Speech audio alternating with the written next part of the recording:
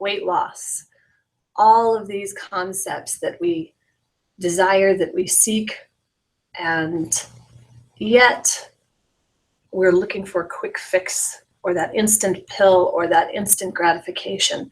More than anything, I see that in the fitness industry, in the health and wellness industry. We see the folks that want to come in and get that six-pack ab in a 5-minute-a-day workout, or they want to lose 25 pounds in 25 days. And while that is, I don't shame anyone for wanting something. I think it's a great thing to want and to desire something, but we have to understand that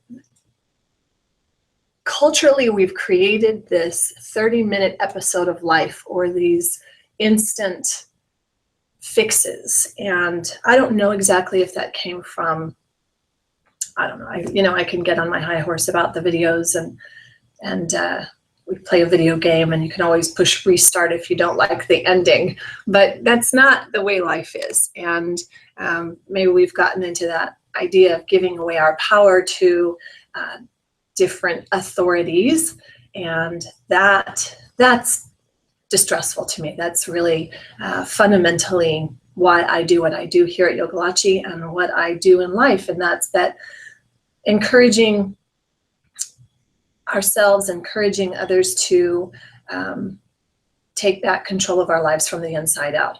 Now, why should I be talking on this?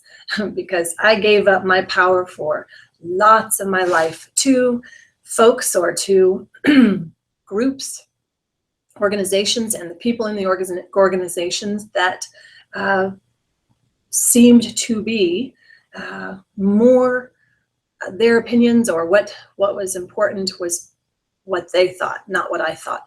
And I think that that's really a disservice to ourselves as well as our culture and the goodness that we are innately. I believe that at the core, we are amazing and good and fantastic, and we are so far more powerful and more wonderful and more great and more amazing than we're allowed to believe. And that can swing to the other direction where you're just praising when that's not the reality. But that's not what I'm talking about. I'm talking about how, and as a woman from this perspective, and working in the entertainment industry, and working specifically as an actor, and working in the film industry, and knowing that, especially for women, there's been a very much submissive or domination type of thing with the whole patriarchal type of ideas around that. So I'm not going to go on with that little string of thought. I'm going to stop right there. But I did want to mention to those listening to the podcast that I also filmed this on a Hangout, on a Google Hangout. So I was going to start getting a dry erase board so that I could show the steps that we've gone over in the last previous sessions. So we're at step 4 right now. We covered awareness as the first component. In part 1 of my book, I talk about these 5 key pillars to life and how to understand how we can expand our awareness. We can use that as a way to create our lives, and that takes us right into the next step, which is that we are the creators. So we imagine and we use that skill, that talent, that innate, inherent ability to create our lives and to create our peace and our joy and our abundance, right? But it has to start from here. Thoughts become things. Then the third is that we have to focus. So if we're not focused, if we are distracted and we can't be precise in our focus, then it's all over the place and we don't get the peace, the joy, the success, the health, the great relationships that we seek, because we're not able to get clear and focused, just, distractions, all of that. And the fourth that comes to then this next piece, and that is support. So most of my life, I have then very interested in supporting others, in helping. Helping is a huge, for many years of my life, it was more of a crutch and a duty. So it was more servitude as opposed to service. Now I've come to understand that for myself, why I'm here on this planet in this time, in this space, is to serve.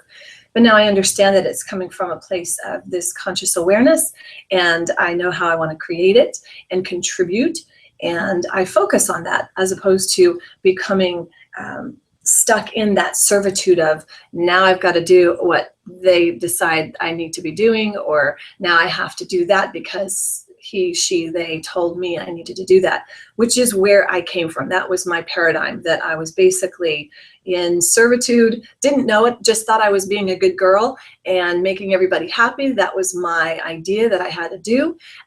Comes from, I think, that generational type of concept, but also it comes from, and everyone has their own experience of this, but my personal experience was trying to keep things, that was my way of controlling things. As long as I didn't rock the boat, maybe I could stay safe and just do what I'm supposed to do and be a good girl.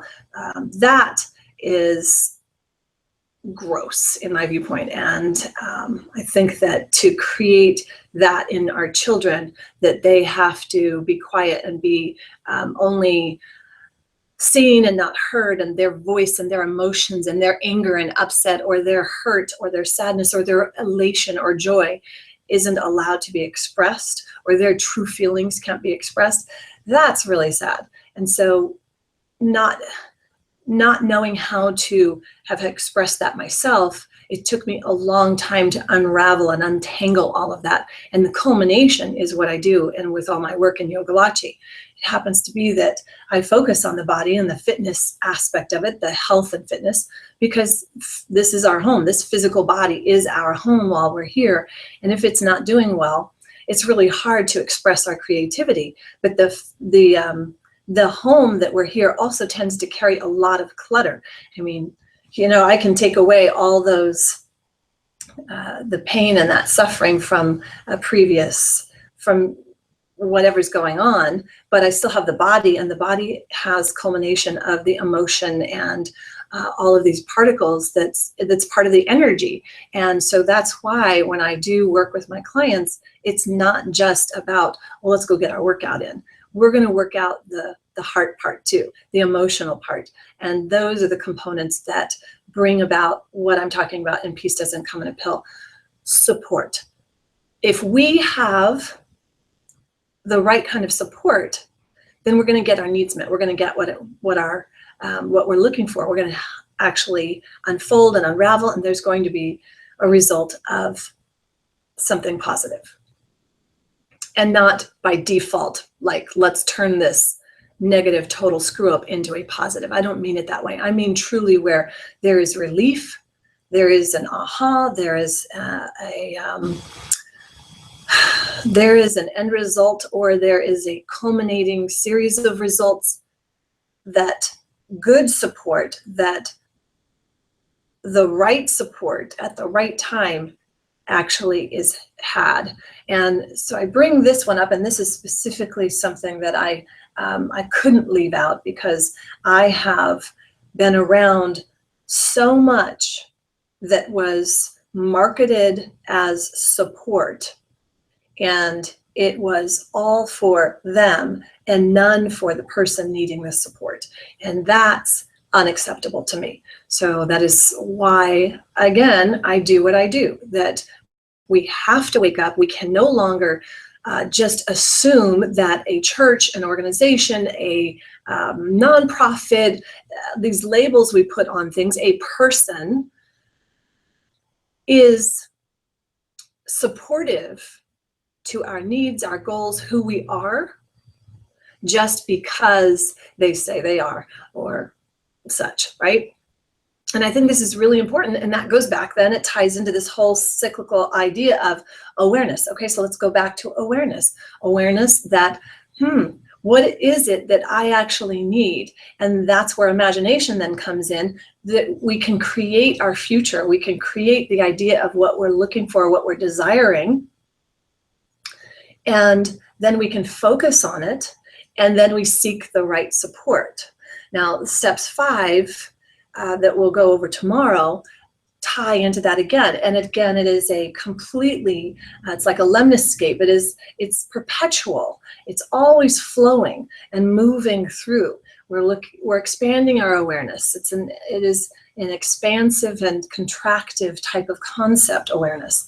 And as we imagine and as we create, that expands and contracts with our awareness. And then as we focus, that's our control aspect. That's the way we govern what we're going to put our attention on at any given moment.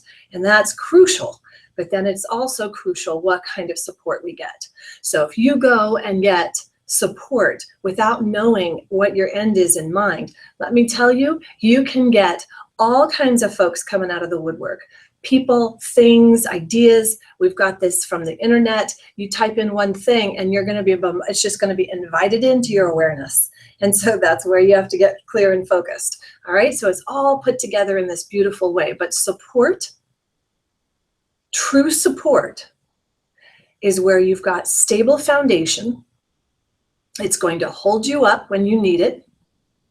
It's going to empower you and provide you with that base that allows you to fully express your highest and best good. That's my definition of support. And that can look like support. Let's say if you need health and fitness support, well, then you look for the right kind of person to help you get or company to get the correct support.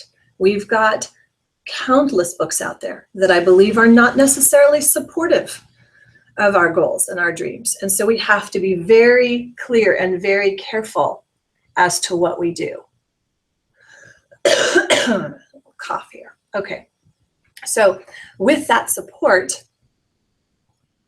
we have to get clear and we have to take that personal responsibility, because if we don't come from that perspective, again, we're inviting in all kinds of stuff. And I can give countless examples, but countless examples in my life of not getting the correct support.